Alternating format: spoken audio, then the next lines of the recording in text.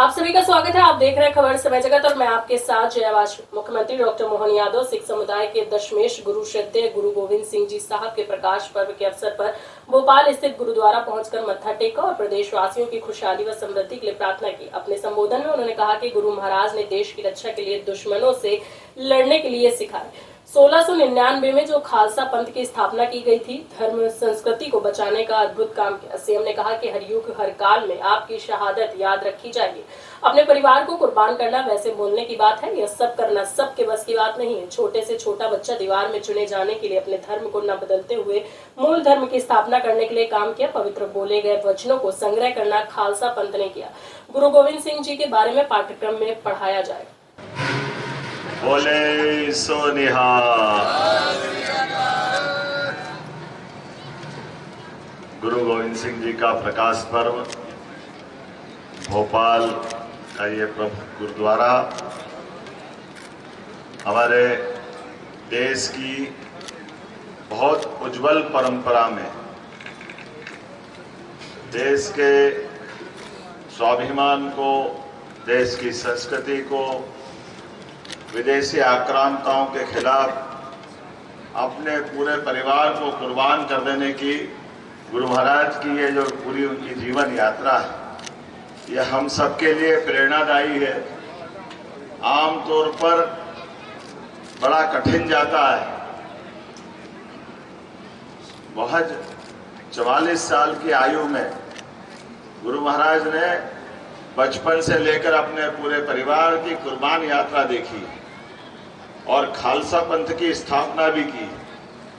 हमारे लिए धर्म मार्ग पे तात्विकता के माध्यम से परमात्मा को याद करते हुए अपने जीवन को जीने के लिए हमारे सभी गुरुओं ने जो प्रमुख मार्ग दिखाया है। लेकिन अगर दुश्मन अपनी नीयत से, अपनी छल से, चालाकियों से खिलाफ जाता है तो पंथ बना करके, हथियार उठा करके भी लड़ना, ये बहादुरी के साथ अपने देश की रक्षा के लिए आवश्यक है। ये गुरु महाराज ने सिखाया। अपने पिता की शहादत देने के लिए भी प्रेरित किया, खुद के बच्चों को भी कुर्बान किया और स्वयं का भी एक अपने जीवन में 1699 में जो खालसा पंथ की स्थापना करते हुए जिस प्रकार से उनने पूरे देश और दुनिया के सामने अपने धर्म, संस्कृति, इतिहास को बचाने का जो प्रयास किया, वाकई वो अतुलनीय है, अद्भुत है। हर युग में, हर काल में, हर समय आपकी पूरी शहादत याद रखी जाएगी। और जिस ढंग से वाकई क्या आपका भाग्य और क्या भारत का भाग्य कि अपने परिवार को कुर्बान कर देना, ये केवल बोलने की बात हो सकती, करते हुए आंखों से देखना। और बच्चे भी परिवार में इतने सुयोग्य हो, छोटे से छोटा बच्चा भी दीवार में चुने जाने के लिए, अपने देश और धर्म के लिए गौरव महसूस करे, अपने धर्म को न बदलते हुए मूल धर्म की स्थापना करने के लिए गुरु महाराज ने जो बलिदान दिया है, पूरा देश नतमस्तक है। और गुरु गोविंद सिंह जी ने तो अपने काल में उन सारी बातों के उत्तर ढूंढने का भी प्रयास किया जिनको उन्होंने अपने जीवन में खुद ने देखा था। हमारे गुरुओं पे होने वाले भविष्य के अत्याचार को बचाने के लिए अब उनके बाद के गुरुओं में पवित्र गुरु ग्रंथ साहब की स्थापना करते हुए सभी के शब्द इकट्ठे करके हमारे लिए सीधा सीधा एक जीवन में वैसे भी कहा जाए कि अक्षर परब्रह्म है, उसका अक्षर अर्थात कभी वो नष्ट नहीं हो सकता। तो पवित्र बोले गए वचनों का संग्रह करना, उस संग्रह करे हुए शब्दों के आधार पर दुनिया को अपने मार्ग से परिचित कराना, ये एकमेव मार्ग हो सकता है, वो खालसा पंथ का मार्ग है। मैं गुरु गोविंद सिंह जी के प्रकाश पर्व की इस बात को एहसास भी करता हूँ कि परमात्मा के हाथ में जन्म मृत्यु, लेकिन जन्म मृत्यु के दौर में अपने जीते जी जिस प्रकार से उन्होंने जीवन जिया, वो हर युग में, हर समय, हर काल में पूज्यनीय रहेगा, आदरणीय रहेगा। हम उनका सम्मान करेंगे। मैंने घोषणा भी की है कि हमारे साहिबजादों के बलिदान को हमारे स्कूल एजुकेशन के पाठ में शामिल करते हुए पाठ्यक्रम का हिस्सा बनाते हुए सबको जानकारी देंगे और जैसा कि यशस्वी प्रधानमंत्री श्रीमान नरेंद्र मोदी जी ने निर्णय लिया है कि बाल दिवस मनाया जाए, तो शहादत से बढ़ के, बालकों की शहादत से बढ़ के कौन सा दिन हो सकता है।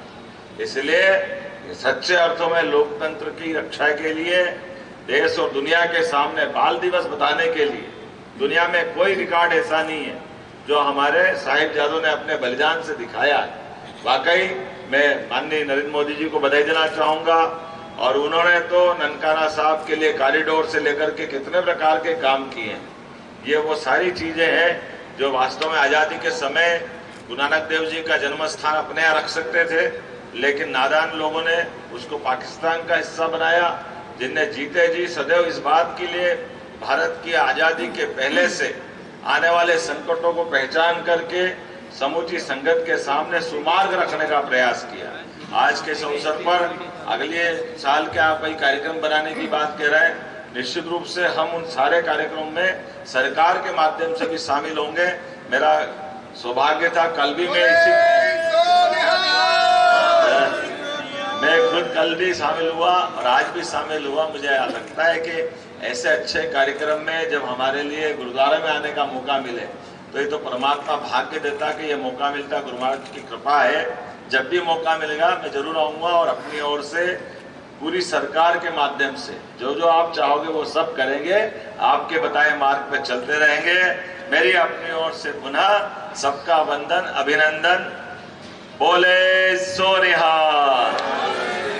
बोले सो निहाल।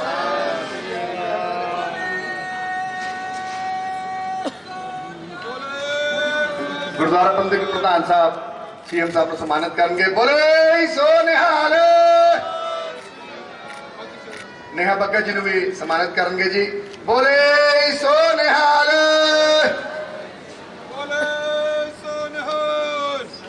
श्री अकाल।